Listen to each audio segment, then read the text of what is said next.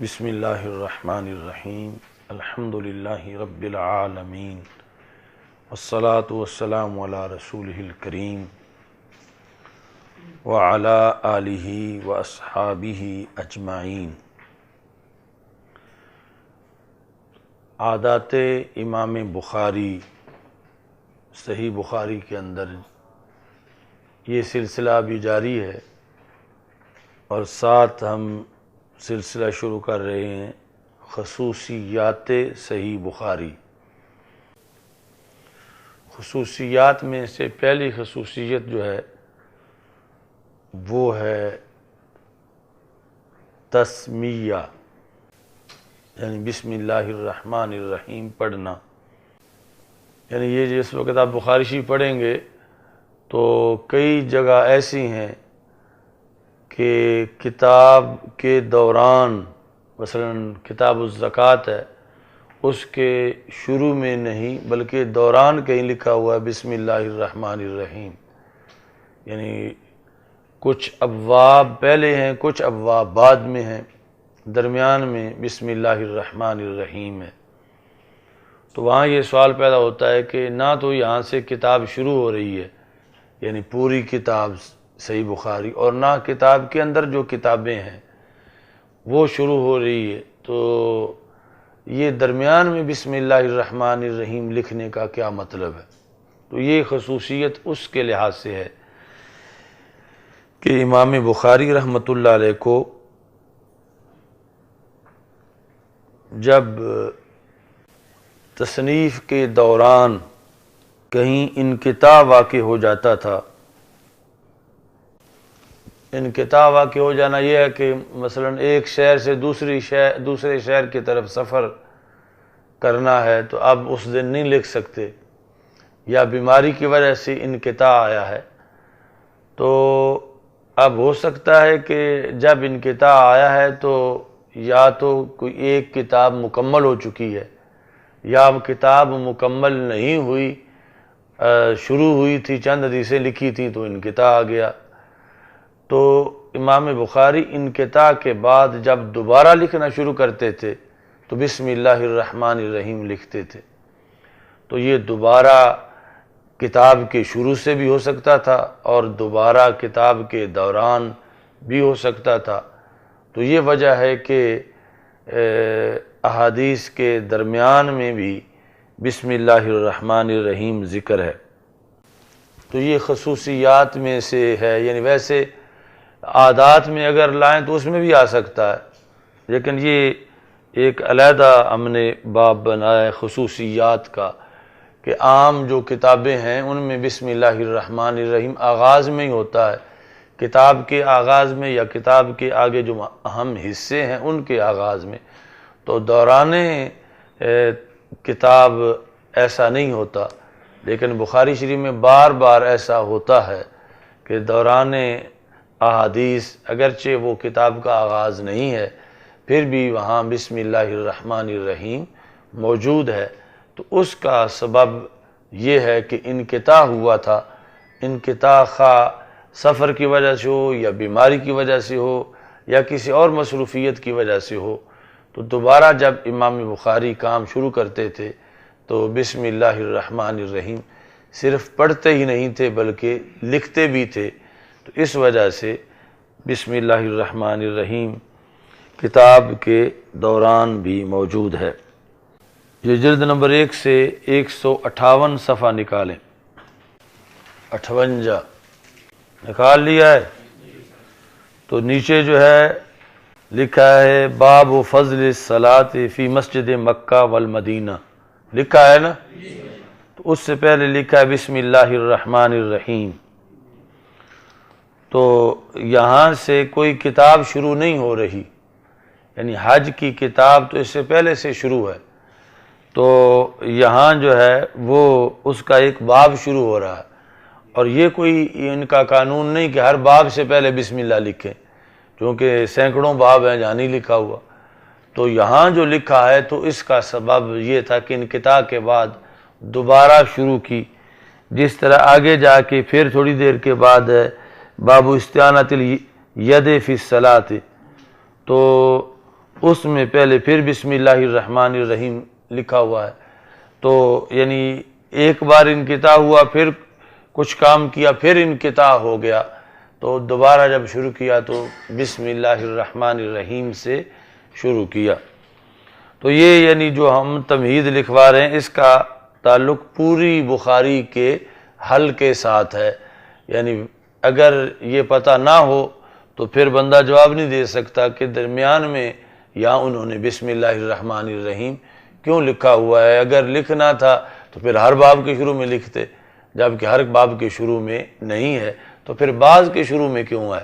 تو اس کا یہ سبب ہے جو بتایا گیا۔ اچھا جی، دوسری خصوصیت ہے تمرید۔ تو حدیث سے ہٹ کے ویسے جو ہے وہ تمرید جو ہے جدید عربی میں یہ جو نرسنگ کا شعبہ ہے اس کو کہتے ہیں، اور نرس کو ممرضہ کہتے ہیں۔ ممرضہ، مرضہ یمرضو، اس سے اسم فاعل مؤنث ممرضہ، تو اب لغوی معنی بنتا ہے بیمار کرنے والی، بیمار کرنے والی۔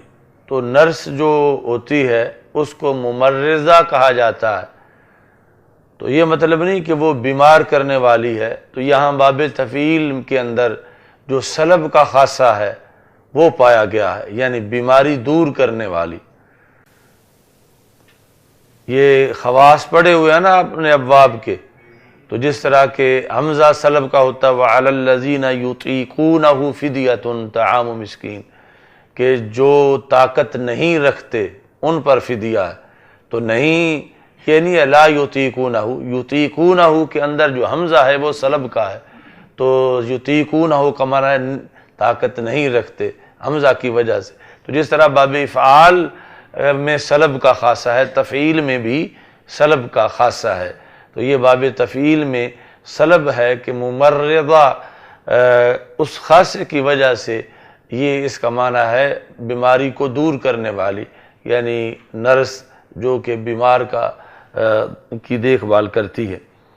تو حدیث کے اندر جو تمرید ہے یہ پرانی عربی کے لحاظ سے ہے، یعنی جدید عربی میں جو نرس والا معنی ہے اس کے لحاظ سے نہیں ہے۔ اور یہ تمرید بھی امام بخاری رحمۃ اللہ علیہ کی ایک خصوصیت ہے کہ آپ بخاری شریف میں بعض جگہ پہ مجہول صیغے ذکر کرتے ہیں۔ مجہول صیغے مثلا روے یا یذکرو، یقالو، یحکا، یحکا کشک والے کاف کے ساتھ۔ تو اس سے پھر کئی مقاصد ہوتے ہیں امام بخاری رحمہ اللہ تعالیٰ کے، جب صیغہ تمریز ذکر کرتے ہیں تو پہلا مقصد ہوتا ہے ضعف سند یا عدم جزم بالصحہ، کہ جس چیز کو مجہول صیغے سے بیان کیا ہے وہاں سند ضعیف ہے اور اس کے صحیح ہونے کا امام بخاری رحمہ اللہ تعالیٰ کو جزم نہیں ہے۔ تو یہ مثال کے طور پر آپ کی بحث کسی کے ساتھ جاری ہے اور آپ کی دلیل بھی صحیح بخاری سے ہے اور وہ بھی صحیح بخاری سے دلیل پیش کر رہا ہے، مگر جو دلیل وہ پیش کر رہا ہے وہ صیغہ مجہول سے ذکر کی گئی ہے اگرچہ صحیح بخاری میں ہے، تو پھر وہ آپ کی دلیل کے ہم پلہ نہیں ہے، کیونکہ امام بخاری کو اس کا جزم نہیں تھا کہ یہ صحیح ہے، بلکہ اس کے بارے میں خیال تھا کہ یہ ضعیف ہے۔ تو اگرچہ وہ ذکر بخاری میں ہی ہے لیکن چونکہ صیغہ مجہول سے ہے تو اس واسطے وہ جو صیغہ معلوم سے ذکر کی گئی اس کی ہم پلہ نہیں ہے۔ دوسری وجہ روایت بالمعنی ہے، یعنی جب امام بخاری کسی سے روایت بالمعنی کرنا چاہیں تو پھر بھی مجہول کا صیغہ استعمال کرتے ہیں۔ روایت بالمعنی یہ ہے کہ لفظ راوی کے اپنے ہیں، وہ نہیں جو رسول اکرم صلی اللہ علیہ وسلم نے ارشاد فرمائے تھے ہو بہو وہ نہیں، لیکن مفہوم وہی ہے۔ تو یہ ہے روایت بالمعنی۔ اب یہ دوسرے مقصد کے لیے اگر امام بخاری رحمۃ اللہ علیہ نے مجہول بولا ہے تو اب یہ یعنی ثقاہت کے لحاظ سے جو صحیح معلوم بولا ہے اس کے ہم پلہ ہو سکتا ہے۔ اب یہ قرینے سے معلوم ہوگا کہ امام بخاری نے جو مجہول بولا ہے اس کی وجہ ضعف سند ہے یا اس کی وجہ روایت بالمعنی ہے، یعنی روایت بالمعنی کے اندر وہ کمزوری نہیں آئے گی جو کہ ضعف سند کی وجہ سے آئے گی، اگرچہ روایت بالمعنی تقابل کے طور پر روایت باللفظ کے مقابلے میں یہ اس درجے پہ نہیں، کیونکہ بعض کے نزدیک روایت بالمعنی جائز ہی نہیں، روایت باللفظ ہی کرنی چاہیے۔ اچھا جی، تیسری وجہ یہ ہو سکتی ہے کہ مقصد اختصار حدیث ہے، اس لیے یعنی مجہول کا صیغہ جو ہے وہ استعمال کیا گیا ہے۔ اب جلد نمبر 1 میں صفحہ 12 دیکھیں، باب خوف المؤمن ان یحبط عملہ، یہ چند لائنیں چھوڑ کر شروع میں اس میں آگے جا کے ذکر آتا وَيُذْكَرُ عَنِ الْحَسَنِ، نظر آیا ہے نا، حسن بصری وَيُذْكَرُ عَنِ الْحَسَنِ، ایک تو یہاں یعنی سند ذکر نہیں، تو یہ مجہول سے ذکر کیا گیا، یعنی امام حسن سے جس نے ذکر کیا ہے اس کا نام بھی معلوم نہیں، یا جان بوجھ کے اس کا نام ذکر نہیں کیا، مجہول طریقے سے اس کو ذکر کیا۔ تو یہ ہوگا کہ یہ صیغہ تمرید سے ذکر کیا گیا ہے، اس کے مقابلے میں جو دلیل سند سے ہوگی صیغہ معلوم کے ساتھ وہ قوی ہوگی، چونکہ اس بات کو صیغہ تمرید سے ذکر کیا گیا ہے۔ یذکر عن الحسن، اس میں ان وجوہات میں سے ایک وجہ کوئی پائی گئی ہے جس میں سر فہرست ضعف سند ہے، یعنی امام بخاری سے لے کر حسن بصری تک کی جو سند ہے درمیان میں اس سند کے اندر ضعف ہے، جس کی وجہ سے یہ اس طرح ذکر کیا گیا ہے مجہول طریقے سے۔ کتنی خصوصیات ہو گئی ہیں؟ پہلی کون سی لکھی ہے؟ 2 ہی ہیں، یعنی پہلی تسمیہ ہے اور دوسری جو ہے وہ تمرید ہے۔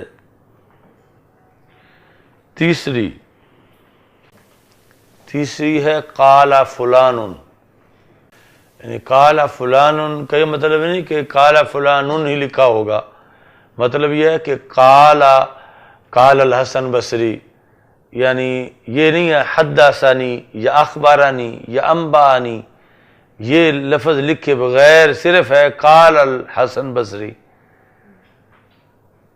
یعنی قال فلان کا یہ مطلب نہیں کہ فاعل قائل کا نام بھی نہیں لکھا ہوگا، نام لکھا ہوگا تو فلان، جس طرح آپ کہہ دیتے ہیں فلاں فلاں، یعنی کوئی بھی چونکہ ہو سکتا ہے آگے قائل، اس واسطے خصوصیت لکھتے وقت ہم کہیں گے قال فلان کہنا۔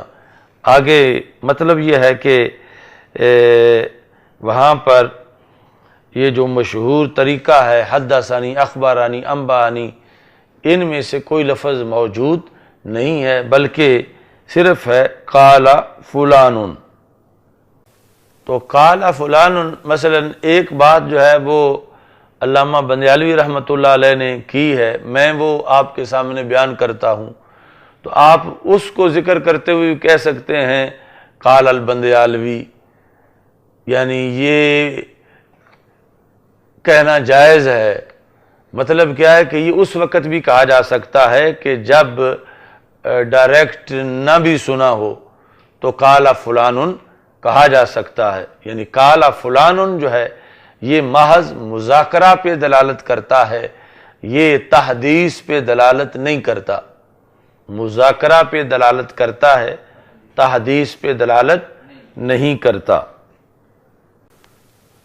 تو یہ جزمن سماع پر دلالت نہیں کرتا۔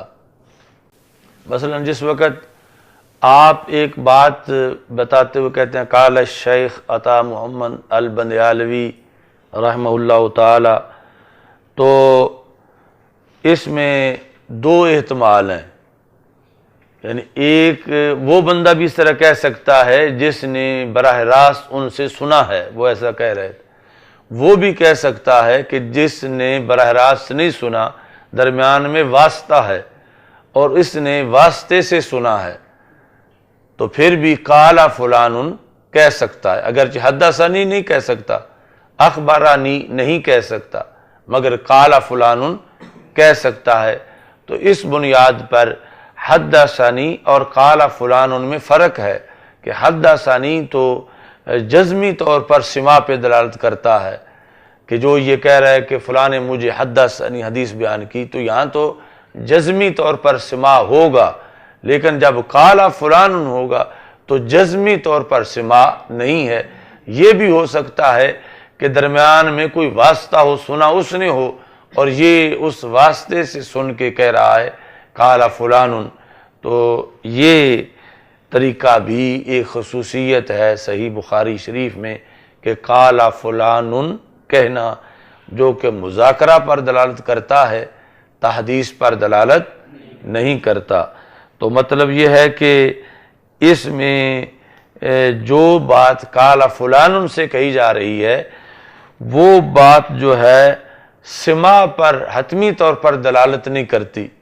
اس کا یہ مطلب نہیں کہ سماع ہو ہی نہیں سکتا، یہ بھی امکان ہے کہ سماع ہو، اور یہ بھی امکان ہے کہ سماع تو اصل میں جو درمیان میں واسطہ ہے اس کو ہے، اور اس سے جو آگے ذکر کر رہا ہے قال فلان کہے کہ اسے سماع نہیں ہے۔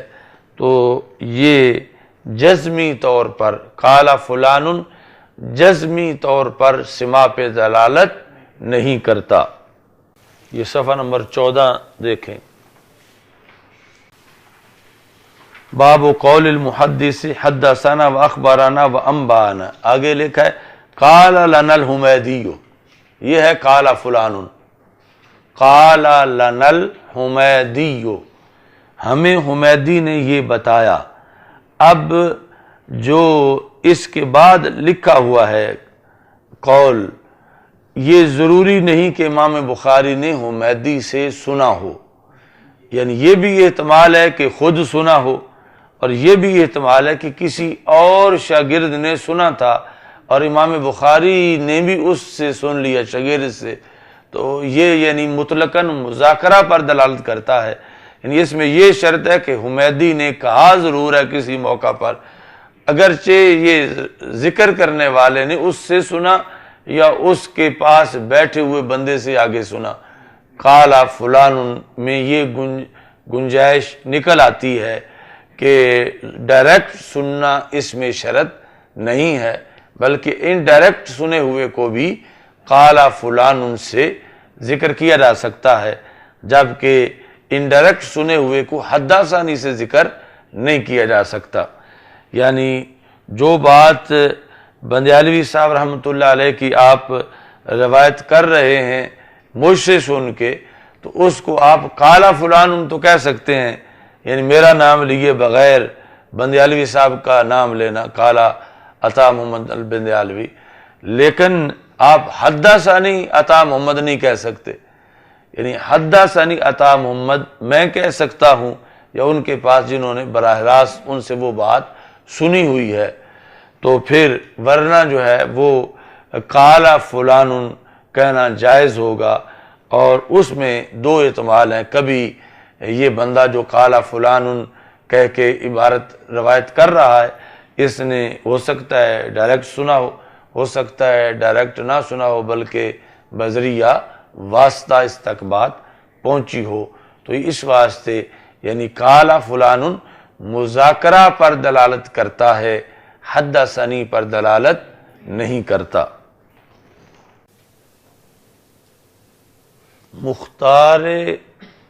مختار امام بخاری کی تعیین،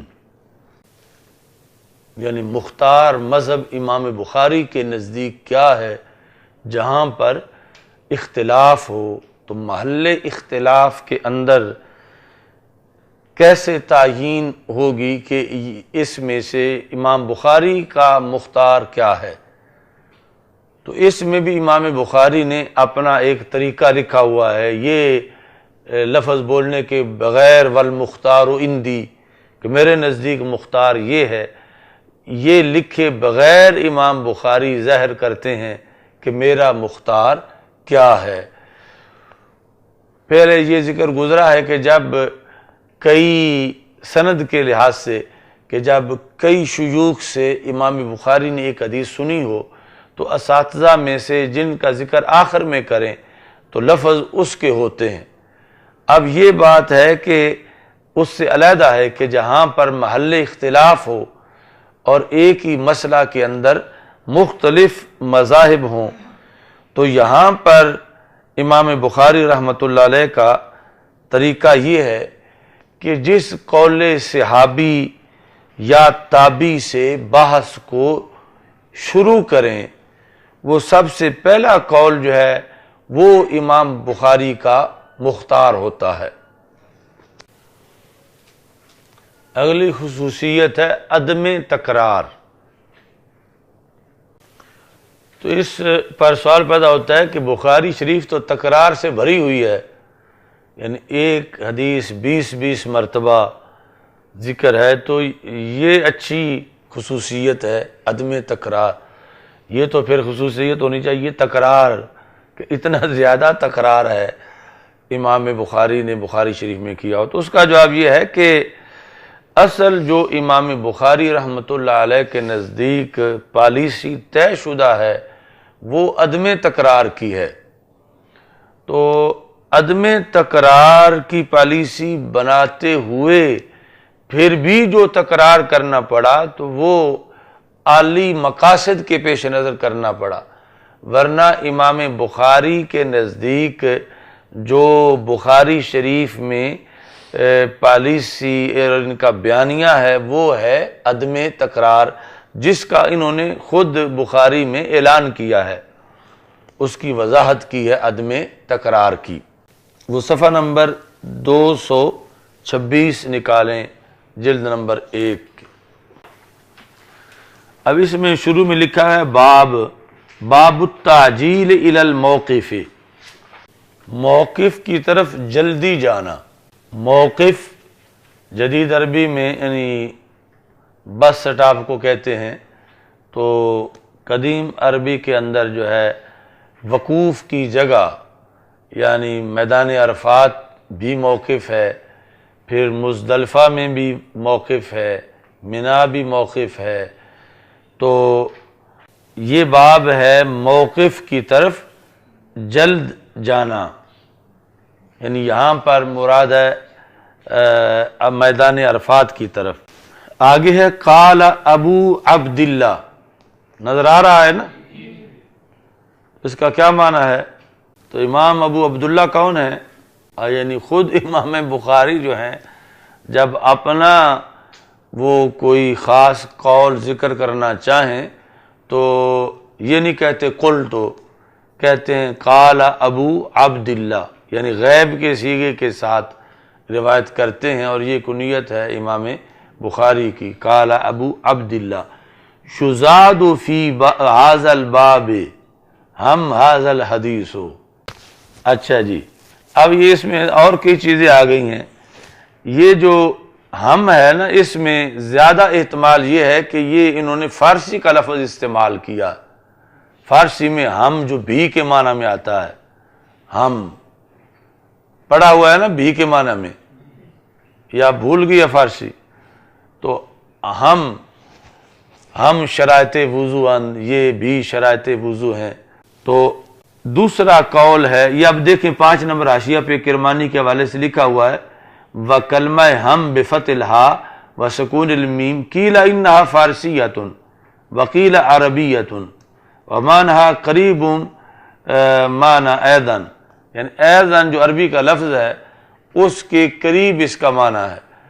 تو یا تو یہ فارسی کا لفظ استعمال کیا ہے امام بخاری رحمۃ اللہ علیہ نے، یعنی فارسی چونکہ عربی کی ہمشیرہ ہے اور تمام بولیوں میں سے قریب ترین ہے، اس طرح رائج بھی تھی عربوں میں، تو یا تو یہ وہ ذکر کیا یا پھر عربی کا لفظ ہے یہ مستقل ہم جو ایدن کے معنی میں ہے، تو یہ دونوں قول امام کرمانی نے ذکر کی ہیں۔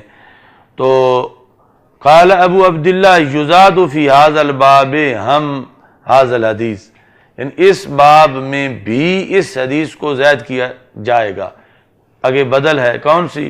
مالک عن ابن شہاب ولکنی ارید ان ادخل فیہ غیر معاد، یہ جو ہم اس وقت لکھوا رہے ہیں کہ پالیسی امام بخاری کی کیا ہے کہ لاکنی ارید ان ادخل فیہ، لیکن میں یہ چاہتا ہوں کہ میں اس باب میں یہ حدیث ذکر کر دوں، کیسے؟ غیر معاد، تکرار کے بغیر، یعنی صرف اس کی طرف جو اشارہ کر دیا ہے وہی کافی ہے، غیر معاد، عود سے اسم مفعول، غیر معاد کہ درحال کہ اس کو لوٹایا نہ گیا ہو، لوٹائے بغیر، یعنی اصل امام بخاری کی پالیسی یہ تھی کہ کوئی حدیث لوٹائی نہ جائے، لیکن پھر بھی جو اتنا تکرار ہوا تو وہ اعلیٰ مقاصد کے پیش نظر ہوا۔ اصل امام بخاری قائل عدم تکرار کے، تو ابھی پتہ نہیں کتنا انہوں نے عدم تکرار کیا اپنی پالیسی کی بنیاد پہ، اور پھر بھی جو تکرار ہے یہ پھر ناگزیر تھا کہ اس کے بغیر گزارا نہیں ہو سکتا تھا، تو آپ کو وہ تکرار کرنا پڑا۔ اصل آپ کا مذہب تکرار نہیں ہے کہ ایک ہی بات بار بار کی جائے، مذہب یہ ہے کہ یعنی آپ کا طریقہ کہ تکرار نہ کیا جائے، اس کے باوجود جو کرنا پڑا تو وہ مجبوری کے پیش نظر کے علمی فوائد تھے جس کی بنیاد پہ ایک ہی حدیث بار بار امام بخاری نے بعض احادیث میں سے ذکر کی۔ اچھا جی، اب یہ تو ہو گیا کہ بیانیہ اصل میں پالیسی عدم تکرار ہے، پھر تکرار کی وجوہات کیا ہیں؟ تو مطلب یہ بنا کہ جب کسی اعلیٰ مقصد کے لیے تکرار کیا گیا ہے تو وہ حقیقتاً تکرار نہیں، حقیقتاً تو نیا فائدہ ہے، پہلے والی بات نہیں بلکہ نئی بات ہے، تو حقیقتاً تکرار نہیں بظاہر تکرار ہے۔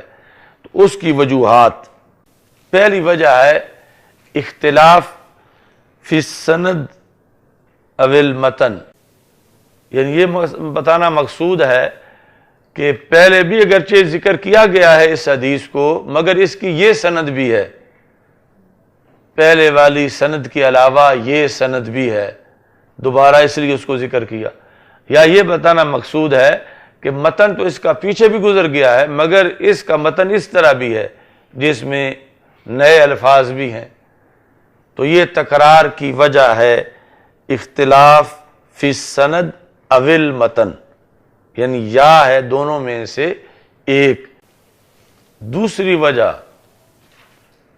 اختصار متن، کہ پہلے بھی گزر چکی ہے لیکن اب مختصر کر کے اس کا ذکر کیا جا رہا ہے۔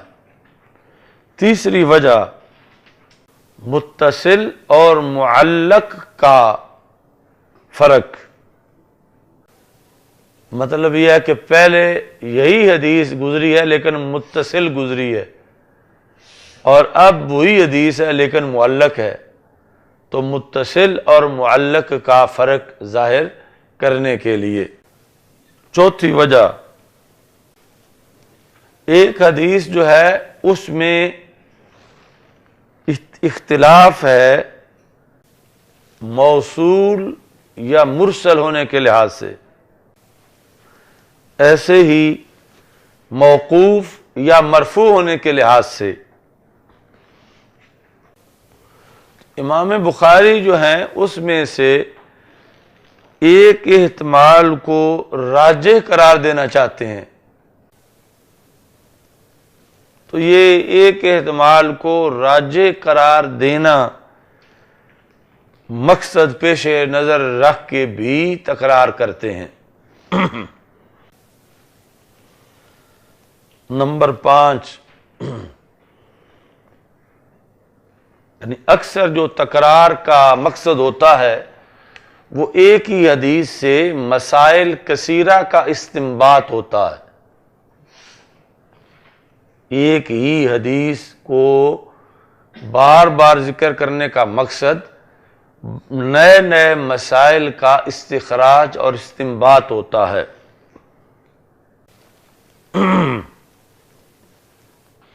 مثال کے طور پر وہ جو حدیث ہے حضرت بریرہ رضی اللہ تعالی عنہ والی، حضرت بریرہ ان کی آزادی کے لحاظ سے حضرت عائشہ صدیقہ رضی اللہ تعالی عنہا نے رسول اکرم صلی اللہ علیہ وسلم سے یہ پوچھا کہ بریرہ آزادی چاہتی ہیں، اگر میں ان کو آزاد کروں تو اس کے جو مالک ہیں وہ کہتے ہیں ولا ہمارے لیے ہوگی۔ تو رسول اکرم صلی اللہ علیہ وسلم نے فرمایا کہ ما بال اقوام یشترطون شروطا لیست فی کتاب اللہ، ان لوگوں کا کیا حال ہے کہ ایسی شرطیں لگاتے ہیں جو کتاب اللہ میں نہیں ہے۔ تو جو کتاب اللہ میں نہ ہو، فرما وہ 100 بار بھی شرط لگائیں اس کی کوئی حیثیت نہیں ہے۔ الولاء لمن اعتق، جس نے آزاد کیا ولا اسی کے لیے ہے۔ اب یہ حدیث شریف جو ہے حدیث بریرہ، امام بخاری رحمہ اللہ تعالیٰ نے بخاری شریف میں 20 مرتبہ ذکر کی ہے، یعنی 20 بار سے بھی زائد،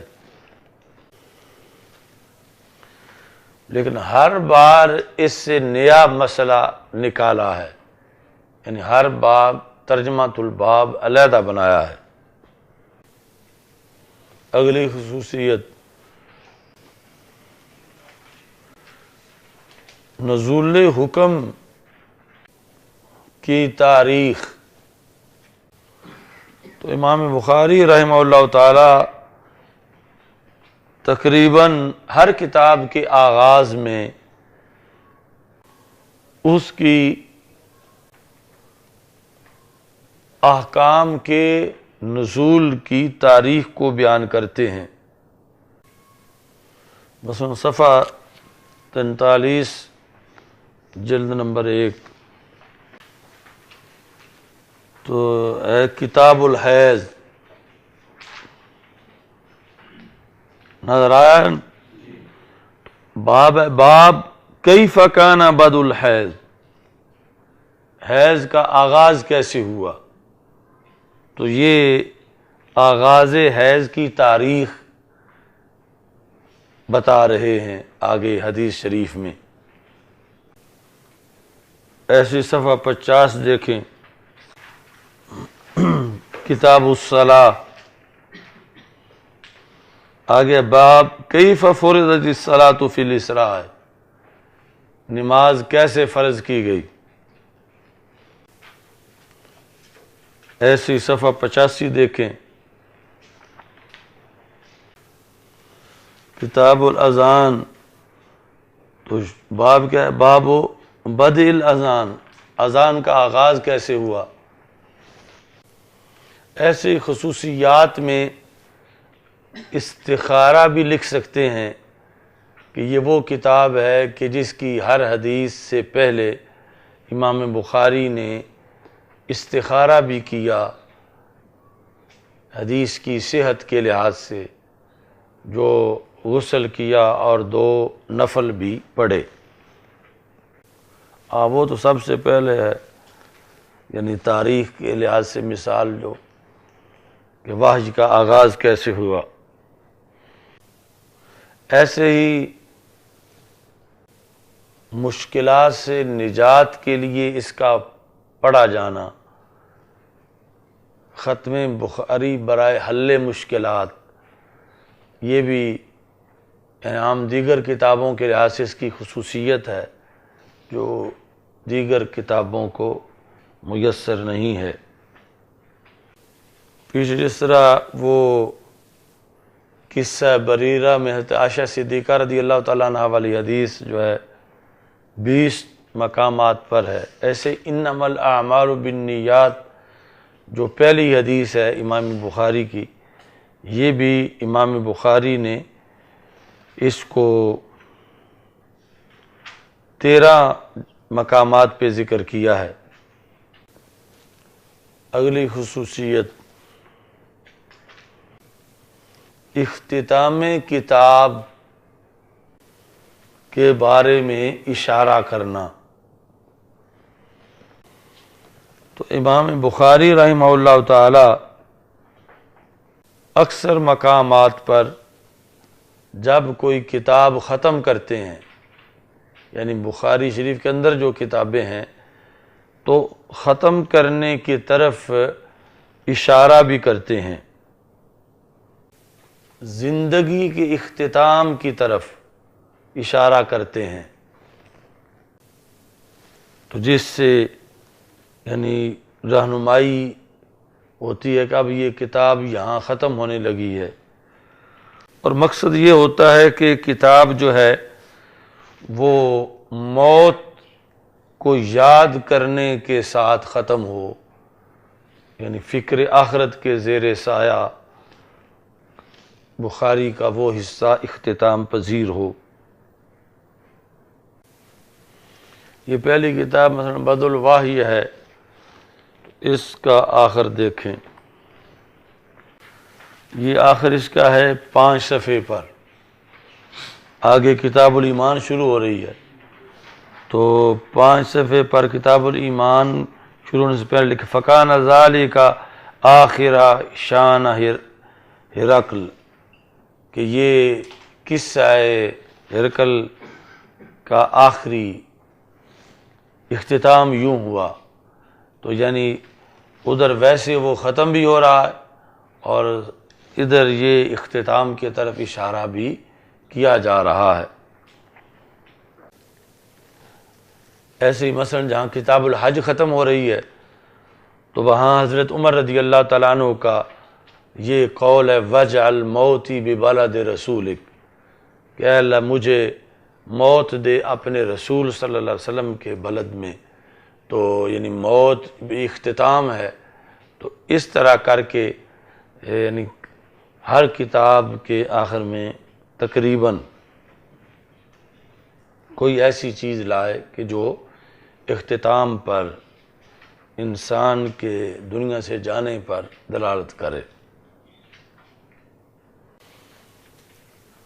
آغاز کتاب اور اختتام کتاب کی مناسبت، یہ اگلی خصوصیت ہے۔ اب یہاں کتاب سے مراد خود بخاری شریف ہے، یعنی بخاری شریف مکمل کتاب کا جہاں سے آغاز ہوا اور جہاں پہ اختتام ہوا، تو آغاز بخاری شریف اور اختتام بخاری شریف کی بھی ایک خاص مناسبت ہے، اور یہ بھی بخاری شریف کی خصوصیت ہے۔ آغاز ہوا انما الاعمال بالنیات سے، اور اختتام ہوا کتاب التوحید پر۔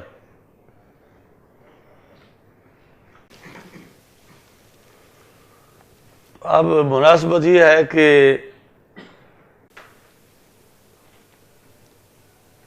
انسانی زندگی کی جو کامیابی ہے اس کا مدار اعمال پر ہے، تو اعمال میں عمل کا مدار جو ہے وہ نیت پر ہے، یعنی زندگی میں اس نے کسی بھی سال میں بالغ ہونے کے بعد جو عمل کیا، مگر یہ سارے عمل کتنے ہی اچھی نیت کے ساتھ کیے گئے ہوں، ان سب کا فائدہ تب ہوگا جب خاتمہ بالخیر ہو، یعنی توحید پر دنیا سے جائے۔ تو اس بنیاد پر سب سے آخر میں کتاب التوحید کو لکھا، اور جس میں آخری باب جو ہے وہ اعمال کے وزن کا لکھا۔ تو اعمال کا وزن تب بنے گا جب عقیدہ صحیح ہوگا، اور عقیدہ صحیح پر مرتب ہوگا کہ نیت پھر صحیح ہو۔ تو پتہ چلا کہ پوری بخاری شریف کا خلاصہ سب سے پہلے باب اور آخری باب میں ذکر کر دیا گیا ہے، کہ پہلے میں ہے کہ یہ عقیدہ ہو کہ آخرت میں حساب ہونا ہے، اور آخری میں یہ ہے کہ عقیدہ جو ہے آخرت میں اعمال کا وزن ہونا ہے۔ تو درمیان میں جتنی بخاری ہے وہ اس بات پر ہے کہ اعمال کا وزن کیسے بنایا جا سکتا ہے، یعنی اعمال کھوکھلے نہ ہوں، وزنی ہوں۔ وزنی جو ہیں ان کو اعمال کو وزنی بنانے کا طریقہ سکھایا گیا ہے بخاری کی 2 جلدوں کے اندر۔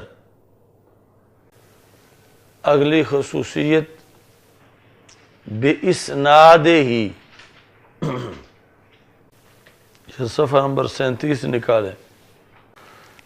یہ باب ہے باب البول فی الماء الدائم، درمیان میں۔ اس میں آگے جا کر ہے نحن الآخرون السابقون وبإسنادہ قال لا یبولن احدکم فی الماء الدائم۔ نظر آیا ہے نا؟ اچھا جی، مرجع جو ہی کا ہے یہ راجع ہے امام بخاری کے جو یہاں استاد ہیں، وہ کون ہیں؟ حدثنا ابو الیمان میں ابو الیمان۔ تو وہ بِإِسْنَادِ ہی کہنے کا مقصد یہ ہوتا ہے، یعنی یہ کئی مقامات پر امام بخاری نے اس طرح ذکر کیا وَبِإِسْنَادِ ہی، کہ یہ جو سند ذکر کی گئی ہے پیچھے، اس کے علاوہ بھی امام بخاری کے استاد کی اس بارے میں کوئی سند ہے، اسی حدیث کی سند اس کے علاوہ بھی ہے، اور امام بخاری نے پھر اختصار کے لیے اس سند کا ذکر نہیں کیا۔